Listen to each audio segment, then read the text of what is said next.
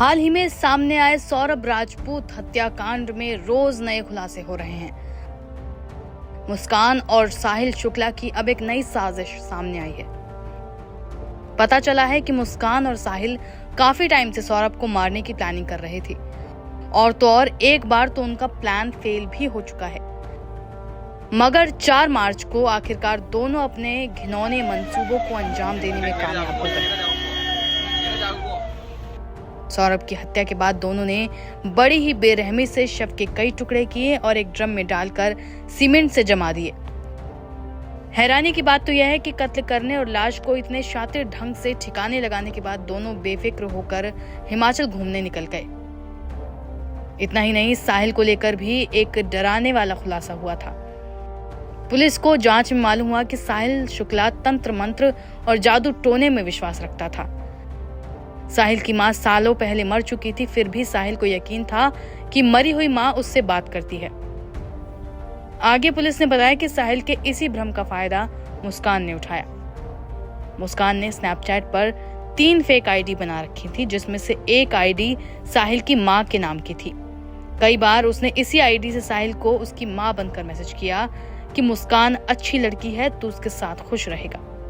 इसे मां का आदेश मानकर साहिल मुस्कान से और ज्यादा प्यार करने लगा। इतना ही नहीं, इसी अंधविश्वास के चक्कर में वो मुस्कान को यह भी कहता कि सौरभ का वध वही करेगी। वहीं इस खौफनाक केस में जब पुलिस साहिल के घर पहुंची तो वहां भी एक ऐसा ही भयानक मंजर देखने को मिला, जिससे सभी दंग रह गए। दरअसल साहिल के घर की दीवारें बिल्कुल आम नहीं थी। उसके घर की दीवारें एक सनकी तंत्र मंत्र में डूबे खतरनाक शख्स के मनोविज्ञान को दिखा रही थी। पुलिस को दीवारों पर भगवान भोलेनाथ की फोटो, लाल और काले रंग से उकेरे गए रहस्यमय तांत्रिक चिन्ह और अंग्रेजी में लिखे कुछ अजीबोगरीब वाक्य नजर आए। ऐसा लग रहा था कि जैसे ये कमरा किसी साधारण आदमी का नहीं बल्कि किसी खतरनाक सिद्धि साधक या साइको किलर का हो। इस मामले में मेरठ के एसपी सिटी आयुष विक्रम सिंह ने आज तक को बताया कि मुस्कान और साहिल ने कत्ल को अंजाम देने के लिए मार्केट से 800 रुपए का चिकन काटने वाला चाकू खरीदा था। फिर प्लानिंग के मद्देनजर प्लास्टिक के ड्रम और सीमेंट का भी इंतजाम किया गया।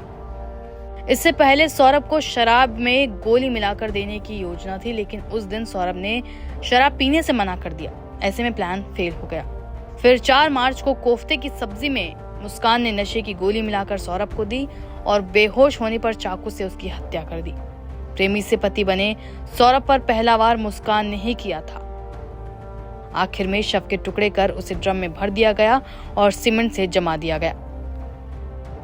इस मामले में सौरभ के परिजन और हत्या करने वाली उसकी पत्नी मुस्कान के परिवार वालों के बयान भी सामने आए हैं। एक और जहां सौरभ का परिवार मुस्कान के परिवार पर भी आरोप लगा रहा है, तो दूसरी तरफ मुस्कान का परिवार अपनी ही बेटी के लिए फांसी की मांग कर रहा है।